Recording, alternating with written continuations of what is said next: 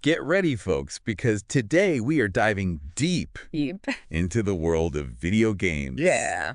From their very beginnings all the way to today's incredible games. Yeah, and you might be surprised to learn that video games actually started way before Pac-Man. Oh, really? Yeah, way back in the 1950s. Wow. Back when computers were these I've seen pictures. giant machines Yeah. that took up entire rooms. Yeah. So not exactly the PlayStations and Xboxes we have today. No, not at all. And the idea of a video game was pretty much unheard of back then. But, Well, then how did it all start? well, our story begins in 1958 Okay. with a game called Tennis for Two. And this wasn't on any kind of console or anything. Oh. It was actually created on an oscilloscope. An oscilloscope. Yeah, you know those devices they used to display electrical signals? Oh, wow. So I'm guessing the graphics were pretty basic. Oh, you could say that. Yeah. It was basically like a very simple tennis court. Okay. With a dot representing the ball. Got it.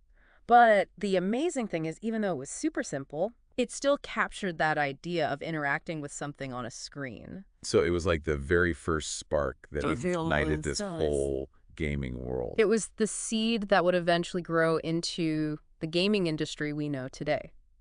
I love that.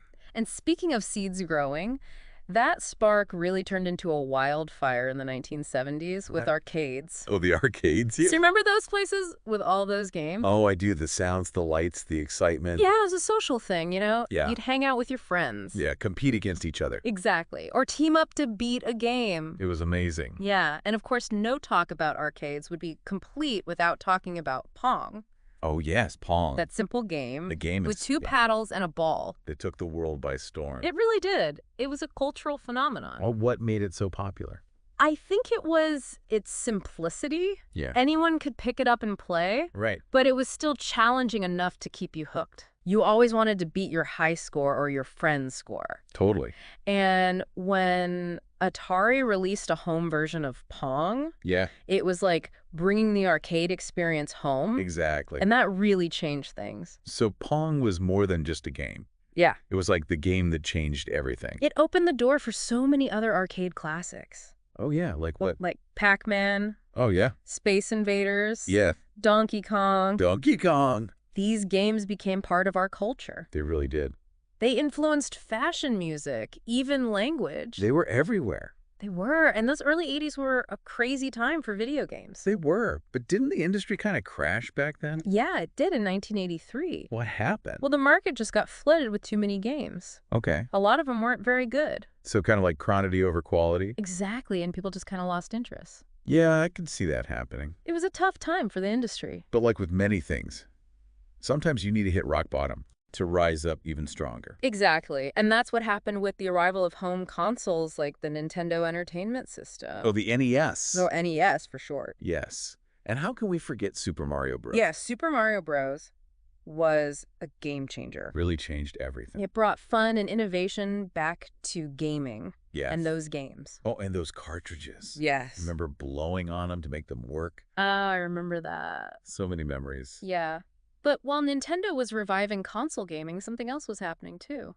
What was that? PC gaming was starting to take off. Oh, yeah. PC gaming, that was a whole different world. It was games like King's Quest and Ultima. Yeah. They focused on storytelling and complex narratives. It was like playing an interactive novel. Exactly, and that level of depth and complexity Yeah. really set the stage for the amazing games we have today. It's amazing to think how far we've come It is. from a simple dot on an oscilloscope Yeah. to the incredible adventures of Mario and Link. It's been quite a journey. What surprises you the most about this whole evolution of video games? You know, what gets me is how quickly things progressed. Yeah. In just a few decades, we went from Pong to these huge story-driven games. It makes you wonder what the next few decades will bring. It really does, and that's exactly what we'll explore in part 2 of our deep dive. Can't wait. We'll talk about 3D graphics, online worlds, and the rise of the giants of the gaming industry. Sounds exciting. Stay tuned. All right, so we've gone from those early days with Pong and arcades all the way to the NES and Right, PC games with those deep stories. exactly. But how did we get from there Yeah. to the amazing games we have today? Well, the 90s brought a huge change. Okay. 3D graphics. Oh, yeah. 3D graphics, that was a big deal. Yeah, consoles like the Sega Genesis and the Super Nintendo, they were starting to experiment with 3D. Right. But it was the Sony PlayStation Oh, the PlayStation. that really made 3D gaming mainstream. Yeah, I remember those games. Yeah. Final Fantasy VII.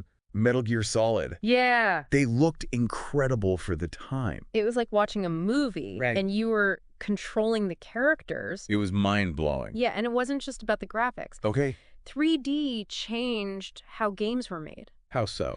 Well, developers could now create these huge worlds that you could explore. Yeah. Games like Tomb Raider and Resident Evil. Oh, yeah. They gave you this sense of freedom. You could go anywhere, do anything. There's a whole new level of immersion. Exactly. But while all this was happening with consoles, something else was going on, too. What's that?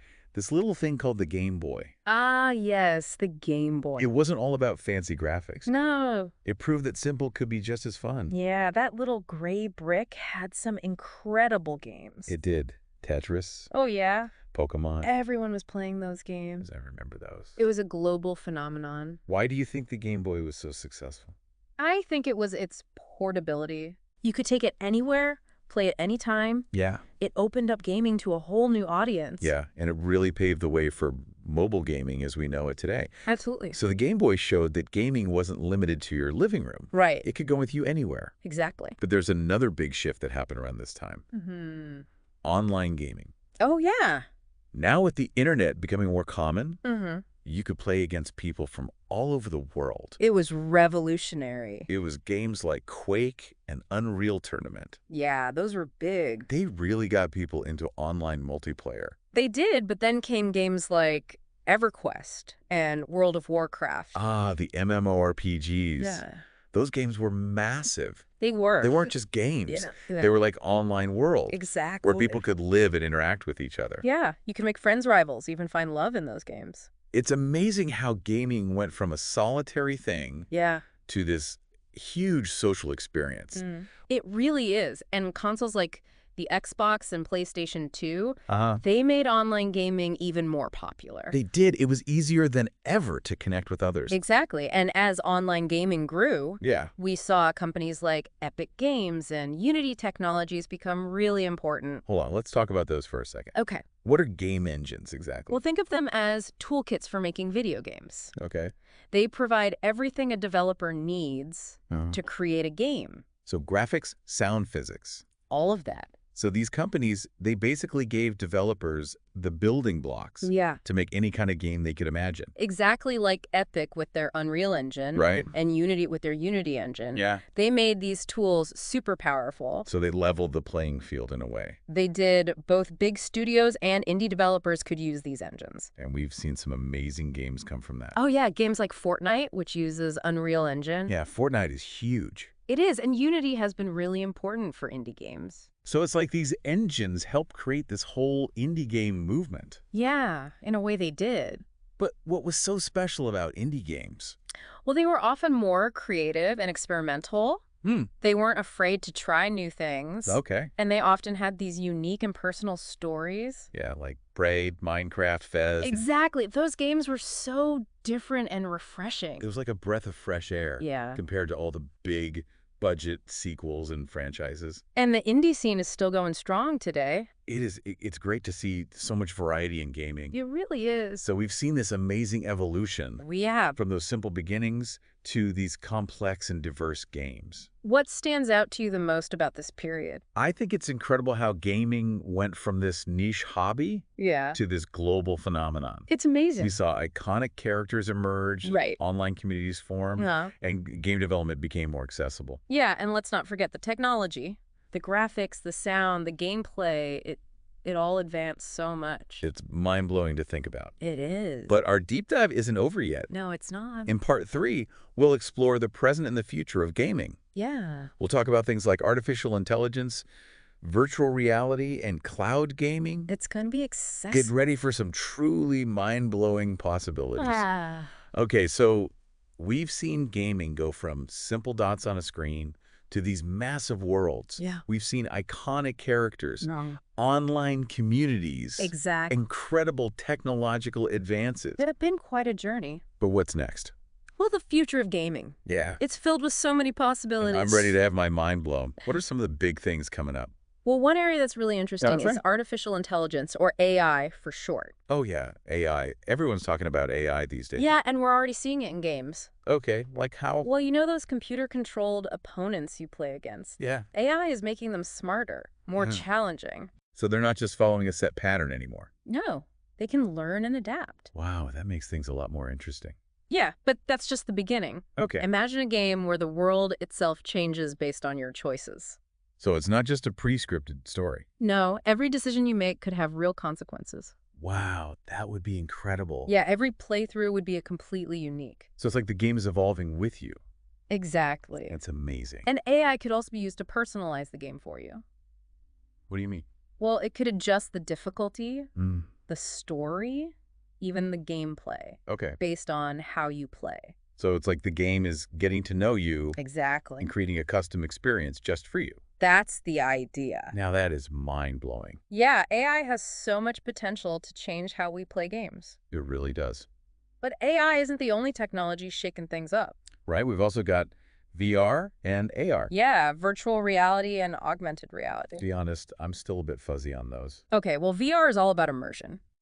You put on a headset Right. and you're transported to another world. So it's like you're really there. Exactly. Wow. You can look around, interact with the environment. Yeah, it sounds incredible. It is. And the technology is getting better all the time. Mm. The headsets are more comfortable. Yeah. The graphics are more realistic. Yeah. It's really starting to feel like you're stepping into another world. So VR is about escaping into these virtual worlds. Right. But what about AR?